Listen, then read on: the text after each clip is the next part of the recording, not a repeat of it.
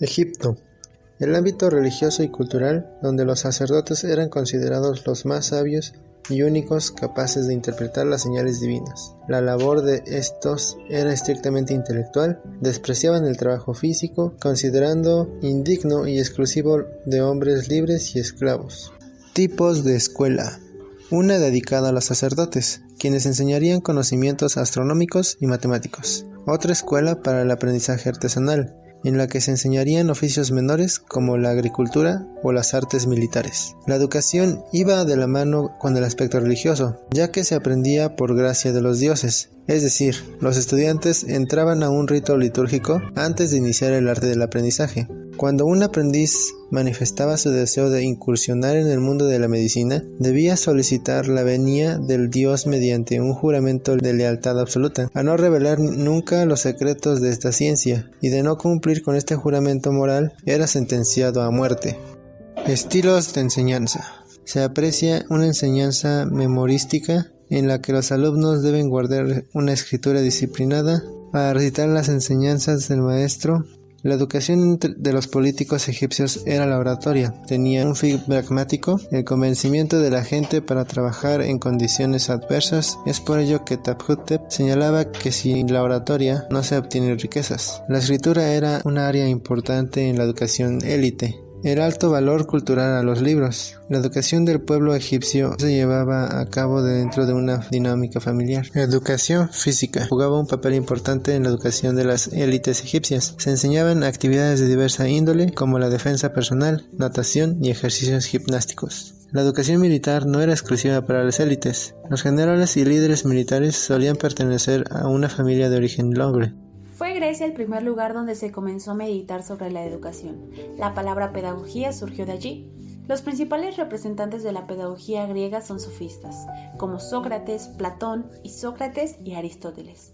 Los sofistas en realidad son los primeros profesores, y fueron en contra de la educación tradicional, desarrollando su actividad docente como profesores ambulantes. Entre las ideas pedagógicas de los sofistas encontramos el valor del humano, del hombre. Reconocieron que el arete, la virtud, la capacidad, no es un privilegio de una minoría aristocrática. Organizaron un sistema y unos métodos de educación para la intervención de la vida pública. Dieron cabida a la educación a la cultura general y fueron los creadores de la educación intelectual, independientemente de la gimnasia y música. En cuanto a la educación arcaica, debemos recordar que la sociedad griega estaba estrictamente jerarquizada, por lo que la educación era exclusiva para las élites. Los grupos gobernantes, además del arte de la guerra y gimnasia, tenían una educación sobre las artes políticas. Para los hombres libres griegos que no ejercían algún cargo de gobierno, aprendían una gran variedad de oficios mediante la imitación. Por último, las clases más bajas, los esclavos, no recibían ningún tipo de educación.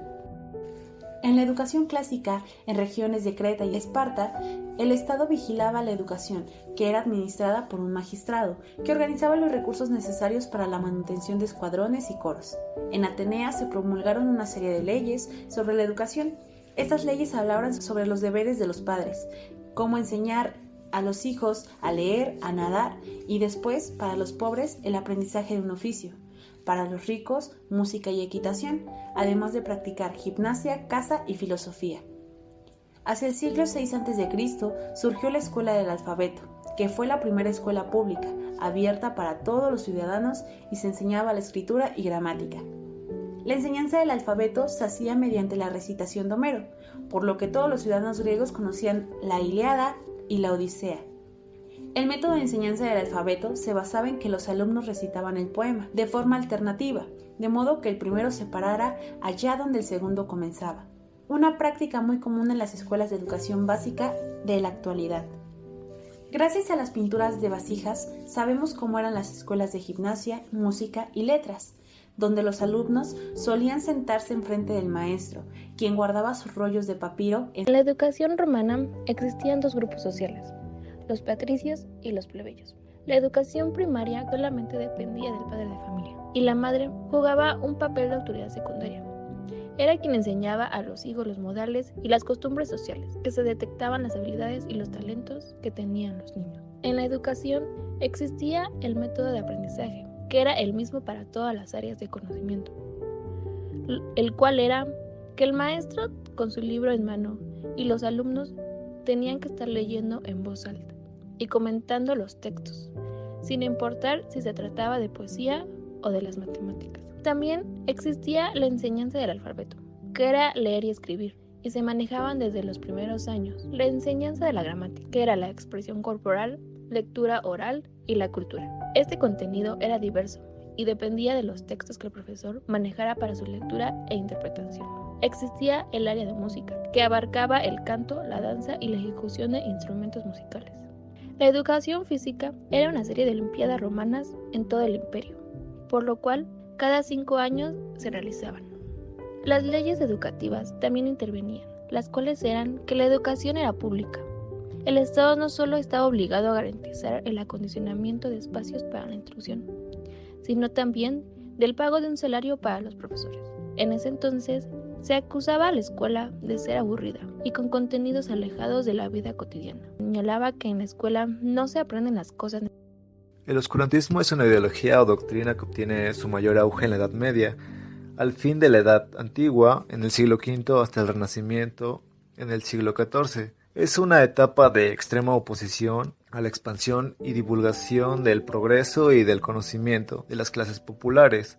Esta época medieval se conoce como una época con un periodo muy sombrío, infructuoso e improductivo en la historia de las ideas, ya que según varios historiadores, la Iglesia propuso abolir y suprimir todo tipo de pensamientos e ideología que no les proporcionaba algún beneficio. Y la población europea, al verse privado de cuestionar los dogmas religiosos, adoptó esas verdades reveladas, las cuales no admitían crítica, ya que el no reconocerlas serían como que obligados a recapacitar o serían perseguidos hasta la muerte. La Alta Edad Media, desde el punto de vista educativo, supone un cambio del modelo institucional. No existe como tal una ruptura traumática con la herencia grecorromana, pero sí un cambio debido al triunfo del cristianismo, el cual no hizo como enemigos a los pueblos, sino vio en ellos como una ocasión de transformación. Rescató los elementos culturales de la época clásica como herramientas propedéuticas de entendimiento de la fe cristiana, al servicio de la conversión del pueblo bárbaro. Este periodo conoce su momento clave en la época carolingia, destacando la figura de Alcuino de York en los años 730 al 804, y su influjo desde el célebre monasterio de Saint-Martin de Tours, que muestra una meta educativa en la corte de Aquisgrán, que estará presente en la educación medieval. En esta época se encuentra la Escuela Palatina, que nace del empeño de Carlomagno por devolver al clero la dignidad fundada en una sólida formación intelectual y un comportamiento moral. Para ello utiliza textos legislativos y personas que juzga adecuadas y hace la Academia Palatina, lugar de encuentro de sabios y eruditos. La labor fue confiada en el año 781 a Alcuino de York, a quien había sido formado en las escuelas episcopal de Harrow.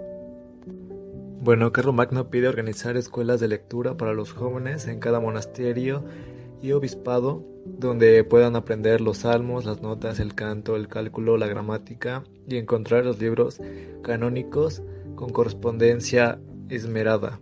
El surgimiento de la Escuela Palatina implicará la revalorización del estudio clásicos para entender la Biblia, recesionada por el propio Alcuino. Igual encontramos a la escuela monástica o claustral, que encuentra su divisa en el principio benedictino, que procura a los monjes un conocimiento propicio dependiendo de sus capacidades. Para tal fin fueron adaptados los principios pedagógicos de la antigüedad a sus necesidades formativas, intelectuales, religiosas y espirituales.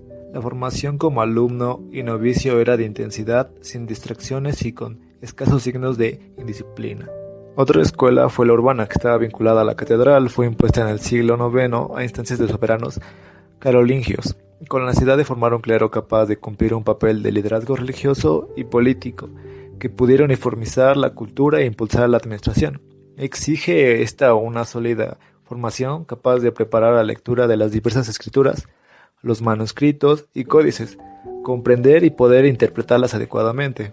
En el siglo XI, la escuela eclesiástica recupera la enseñanza de los no hablatos y se abre paso a la burguesía como un nuevo protagonista de la sociedad de la Baja Edad Media, y deciden tomar el protagonismo educativo de la nueva clase social emergente. Al terminar el periodo del oscurantismo, dio paso a la Ilustración, el cual fue un movimiento cultural e intelectual primordialmente europeo que nació a mediados del siglo XVIII y duró hasta los primeros años del siglo XIX. La Ilustración tuvo una gran influencia en aspectos científicos, económicos, políticos y sociales de la época. Dentro del ámbito de la pedagogía ocurrieron grandes avances gracias a algunos autores que veremos a continuación, cuyos ideales y prácticas se pueden ver dentro de las aulas de la actualidad. El primero de ellos, John Locke, padre del liberalismo, autor del Pacto Social y la Ley Natural. Dentro de su pensamiento pedagógico decía que el espíritu sano, el cuerpo sano.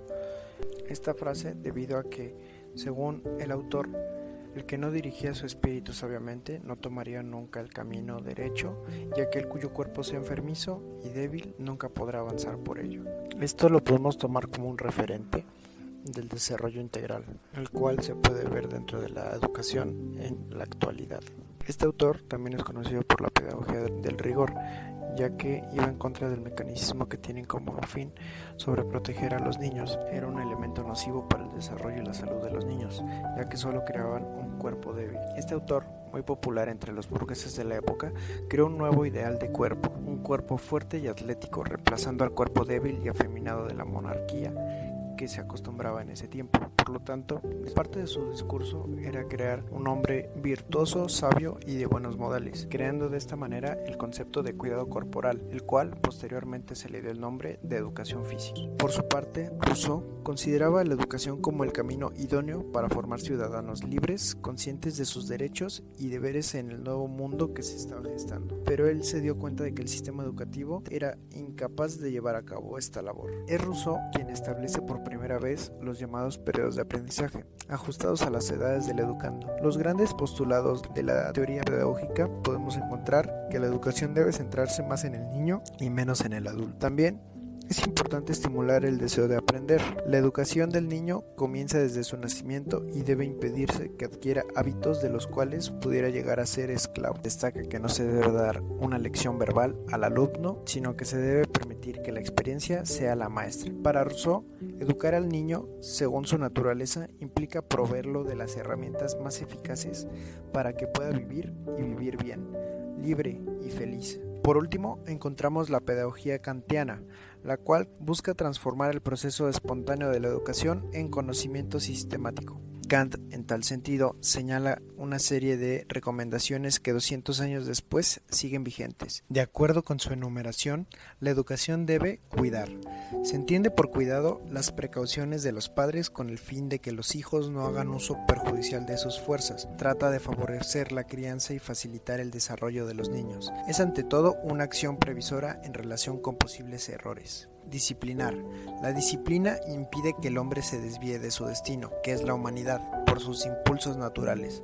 Ella somete a los hombres a las leyes de la humanidad y los inicia en el acatamiento de las mismas. Cultivar a los hombres. Aquí nos encontramos con la instrucción y la enseñanza. Se trata de desarrollar la habilidad de la aptitud para orientarse a todos los fines posibles. Se refiere a las habilidades que hacen falta para ejercitar bien nuestras diversas facultades. Algunas son útiles en todas las circunstancias, por ejemplo, leer y escribir. Otras solo sirven para fines determinados, como la música. Hacer prudentes a los hombres, que aprendan a vivir en sociedad, que desarrollen ciertos hábitos propios de una vida civilizada. Moralizar. La moralización es la más importante de las dimensiones de la educación, pero al menos confiar en sí mismo, tener sentido de independencia, ser benevolente, decir siempre la verdad, ser agradecidos, aborrecer al vicio, practicar la virtud. Vivimos en una época de grandes cambios. Es fundamental recuperar el sentido del aprendizaje interrelacionado y holístico de acuerdo con Morin, y mucho más próximo a la experiencia de realidad que a los saberes fragmentados en disciplinas y materias inconexas, por lo menos al entender del qué aprende, enmarcando así un reto de altos vuelos y muchos compromisos por parte de todos. Las propuestas de Morin es de alto calado y sin duda debería interpelar a todos los agentes implicados, a toda la red. De acuerdo con él, necesitamos de una nueva educación que revise sus objetivos, contenidos y sujeto, es decir, finalidad, conocimiento y actores.